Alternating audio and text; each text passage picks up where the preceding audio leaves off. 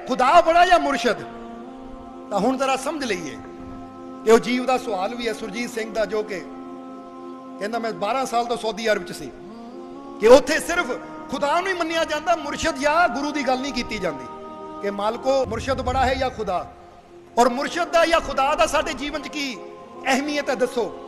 तो हुण इत्थे श्री गुरु रविदास जी की इस लाइन तो कि सतगुर जीवन का गुर दीना ताको सदा ध्याऊं, कहे रविदास इस विद में प्यारे सतगुर के गुण गाऊं। वो कहते इस विधि में अपने गुरु के गुण गा रहा हाँ, क्योंकि गुरु ने मैनू जीवन का गुर दीना। जिदा एक शब्द अंदर आया ना कि पहले दाता हरि भया जासे जीवन पाया, दूजो दाता गुरु भया जीने का ढंग सिखाया।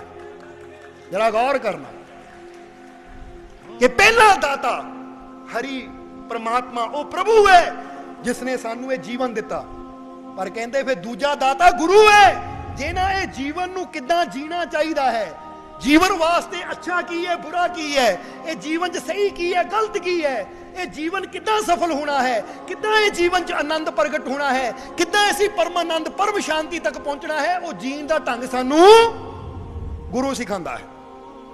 बोलो समझ दिओ कि नहीं? या फिर इहनूं एक दूजी तरह समझ लईए, क्योंकि कहानी के जरिए गल जरा जल्दी साडे दिमाग च पै जाती है।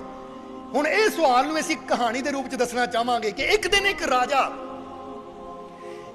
राजा फकीरां दे कोल गया और वो जाके फकीरां नूं बेनती करदा है कि महाराज खुदा बड़ा है या मुर्शद? गुरु की करदा है, मुर्शद की करदा है, तो खुदा की करदा है, मैनूं इहदे बारे दसो। तो हुण फकीर उहनूं कहंदे राजा जे जानना चाहता है मुर्शद बड़ा या खुदा, खुदा का साडे जीवन च की प्रभाव है, मुर्शद का की प्रभाव है, तो चल तेनूं दस दें, चल साडे नाल। कह के फकीर राजे नूं अपने नाल लैके एक तरफ चल पे। चलदे चलदे चलदे चलदे फकीर एक जगह पहुंचे फकीर कि जिथे एक खेत विच कुछ फल लगे हुए हैं। फकीरां ने एक फल तोड़िया और वो फल राजे ने दिता कि लै राजा ये फल चख, ये फल खा। राजे ने फल खादा, कहता जी बड़ा मिठा है, ये परमात्मा की देन है, एक वो खुदा की देन है कि इन्ना मिठा फल दिता उसने। तो उस वेले फकीर मुस्कुराए कि राजा ए बादशाह तेनू लगता सिर्फ खुदा की देन है? वो कहता जी हाँ खुदा की देन है, मिठास होना भरी है। तो कहते फिर इधर देख, कह के उन्होंने दूजे खेत की तरफ इशारा किया। वो जमीन बंजर सी, वो खेत बंजर सी, उत्थे कोई फसल नहीं सी, कोई पेड़ नहीं सी, कोई फल नहीं सी। फकीरां ने किया फिर राजा ये गल दस कि जे खुदा दी देन है तो खुदा ने इस बंजर जमीन नूं क्यों नहीं फल दिते? जरा पॉइंट समझना फकीरां दा की समझाना चाहते हैं, क्योंकि कुछ चीज़ां होंदियां पॉइंट पकड़ते हैं असीं तो फिर समझ आंदियां हैं। तो राजे ने कहा महाराज की कहना चाहते हो तुसीं? वो कहते तू कह रहा मिठे फल खुदा दी देन है, तो जे खुदा ने ये फल इस पेड़ नूं इस जमीन नूं दिते तो आ भी तो जमीन खुदा दी है, ये धरती सारी खुदा दी है, आ भी तो जमीन का टुकड़ा खुदा दा ही है, परमात्मा दा ही है, फिर इनू फल क्यों नहीं दिते, फिर इहदे अंदर मिठे फल क्यों नहीं लगे? तो उस वेले राजे ने कहा दरअसल महाराज ये जमीन खुदा दी है, पर यह जमीन बंजर है क्योंकि इत्थे किसी माली ने मेहनत नहीं की, किसी माली ने मेहनत नहीं की, बीज नहीं बोया, पानी नहीं दिता, इसलिए जमीन बंजर रह गई।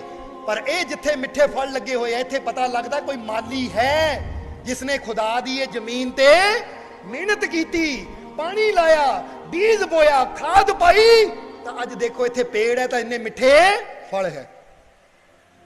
तो उस वेले फकीर कहते फिर गल तो यह साफ हो गई कि यह भी जमीन खुदा दी है, आ भी जमीन खुदा दी है, पर यह जमीन खुदा दी है पर इत्थे मेहनत करने वाला कोई माली नहीं है, इसलिए बंजर रह गई। ये भी जमीन खुदा दी है पर इत्थे एक माली ने मेहनत की तो बंजर जमीन विचों भी मिठे फल फुल लग गए।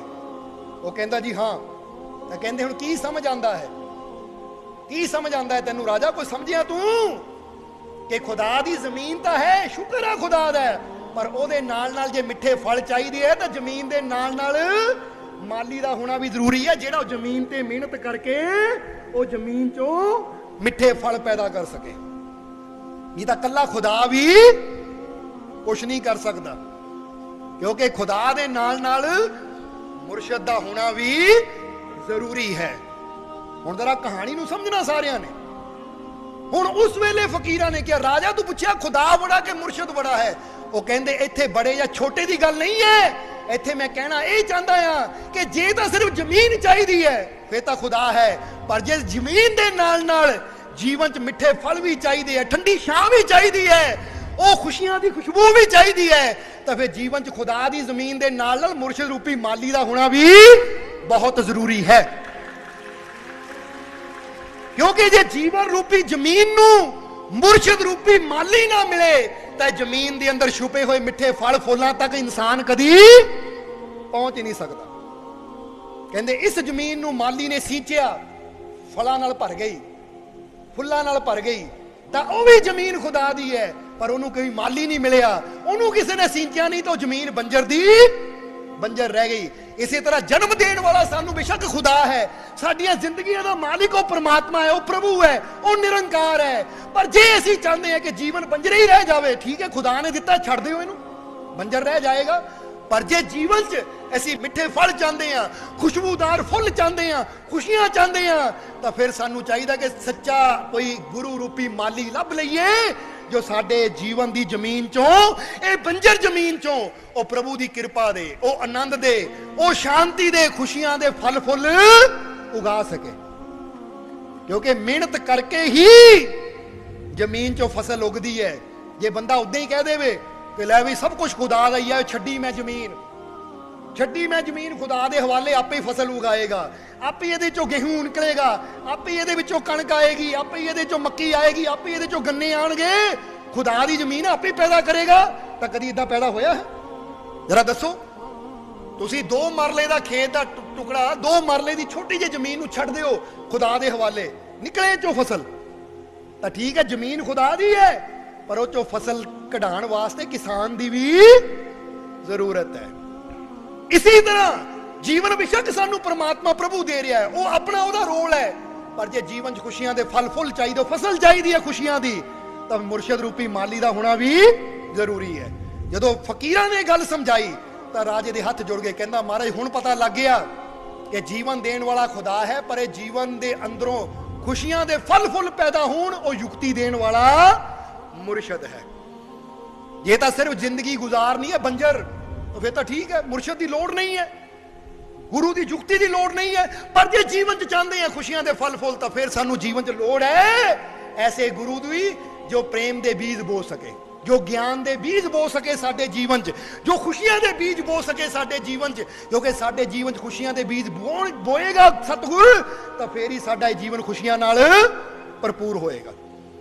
ਇਸ ਲਈ ਹੁਣ ਤੁਸੀਂ ਆਪ ਹੀ ਫੈਸਲਾ ਕਰ ਲਓ ਕਿ ਜੀਵਨ 'ਚ ਗੁਰੂ ਦਾ ਰੋਲ ਕੀ ਹੈ, ਤਾਂ ਖੁਦਾ ਦਾ, ਪਰਮਾਤਮਾ ਦਾ ਰੋਲ ਕੀ ਹੈ। ਇੱਥੇ ਅਸੀਂ ਨਹੀਂ ਕਹਿਣਾ ਕਿ ਮੁਰਸ਼ਦ ਬੜਾ ਜਾਂ ਖੁਦਾ ਬੜਾ, ਇਹੀ ਕਹਾਣੀ ਦੱਸ ਦਿੱਤੀ ਤੁਹਾਨੂੰ, ਹੁਣ ਜਵਾਬ ਤੁਸੀਂ ਆਪੇ ਹੀ ਲੈ ਲਓ ਕਿ ਕਿਹਦਾ ਰੋਲ ਬੜਾ ਹੈ। ਤਾਂ ਅਗਰ ਦੇਖਿਆ ਜਾਵੇ ਤਾਂ ਕਬੀਰ ਸਾਹਿਬ ਨੇ ਤਾਂ ਸਾਫ਼ ਕਹਿ ਦਿੱਤਾ ਹੈ ਕਿ ਗੁਰੂ ਹੈ ਬੜਾ ਗੋविंद से मन में देख विचार, हरि सिमरे सो बार है, गुरु सिमरे सो पार। कबीर साहब ने तो गल ही साफ कर दी कि परमात्मा नालों, उस हरि नालों गुरु बड़ा है। इसलिए कबीर साहब ने तो गल ही साफ कर दी, ताही तो उन्होंने कहा गुरु गोविंद दोनों खड़े काके लागू पाए, गुरु बलिहारे अपने जिंद गोविंद दिए मिलाए। वो कहते बलिहार जावा सतगुरु ते जे गुरु ना हुंदा ਤਾਂ ਜੀਵਨ ਤਾਂ ਪਸ਼ੂਆਂ ਪੰਛੀਆਂ ਨੂੰ ਵੀ ਮਿਲਿਆ ਹੈ, ਜੀਵਨ ਤਾਂ ਕੀੜੇ ਮਕੌੜਿਆਂ ਨੂੰ ਵੀ ਮਿਲਿਆ ਹੈ। ਜਰਾ ਸੋਚੋ, ਜੀਵਨ ਕਾਟੇ ਕੀੜੇ ਮਕੌੜਿਆਂ ਨੂੰ ਮਿਲਿਆ। ਜੇ ਰੱਬ ਦਾ ਕੰਮ ਹੈ ਜੀਵਨ ਦੇਣਾ, ਤਾਂ ਜੀਵਨ ਤਾਂ ਉਹਨਾਂ ਸਭ ਨੂੰ ਦਿੱਤਾ ਹੈ, ਪੇੜਾਂ ਨੂੰ ਵੀ ਦਿੱਤਾ ਹੈ, ਕੀੜੇ ਮਕੌੜਿਆਂ ਨੂੰ ਵੀ ਦਿੱਤਾ ਹੈ, ਪਸ਼ੂਆਂ ਪੰਛੀਆਂ ਨੂੰ ਵੀ ਦਿੱਤਾ ਹੈ।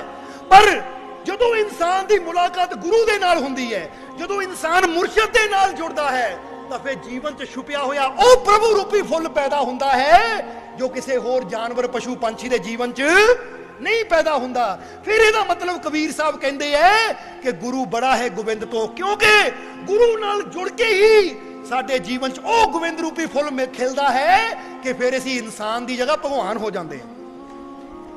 ਕਿਉਂਕਿ ਗੁਰੂ ਨਾਲ ਜੁੜ ਕੇ ਸਾਡਾ ਰੁਤਬਾ ਬੀਜ ਤੋਂ ਬ੍ਰਿਕਸ਼ ਵਾਲਾ ਹੋ ਜਾਂਦਾ ਹੈ। ਨਹੀਂ ਤਾਂ ਬੀਜ ਹੈ, ਜੀਵਨ ਤਾਂ ਬੀਜ ਦੀ ਤਰ੍ਹਾਂ ਮਿਲਿਆ ਹੈ, ਪਰ ਜਦੋਂ ਗੁਰੂ ਨਾਲ ਜੁੜਦੇ ਆ, ਧਿਆਨ ਕਰਦੇ ਆ, ਸ਼ਬਦ ਨਾਲ ਜੁੜਦੇ ਆ, ਫਿਰ ਅਸੀਂ ਬੀਜ ਨਹੀਂ ਰਹਿੰਦੇ, ਫਿਰ ਸਾਡੇ ਅੰਦਰੋਂ ਪ੍ਰਭੂ ਰੂਪੀ ਬ੍ਰਿਕਸ਼, ਉਹ ਪਰਮਾਨੰਦ ਰੂਪੀ ਬ੍ਰਿਕਸ਼ ਪੈਦਾ ਹੋਣਾ ਸ਼ੁਰੂ ਹੁੰਦਾ ਹੈ। ਔਰ ਇਹ ਹੁੰਦਾ ਹੈ ਗੁਰੂ ਦੀ ਸੋਬਤ ਦੇ ਨਾਲ, ਇਹ ਹੁੰਦਾ ਹੈ ਗੁਰੂ ਦੀ ਕਿਰਪਾ ਦੇ ਨਾਲ। ਜੇ ਗੁਰੂ ਦਾ ਸਾਥ ਨਾ ਮਿਲੇ ਤਾਂ ਫਿਰ ਇਨਸਾਨ ਦਾ ਜੀਵਨ ਵੀ ਉਹੀ ਕੀੜੇ ਮਕੌੜਿਆਂ ਤਰ੍ਹਾਂ ਜੀਵਨ ਦਾ ਜੀਵਨ ਹੀ ਰਹਿ ਜਾਵੇ।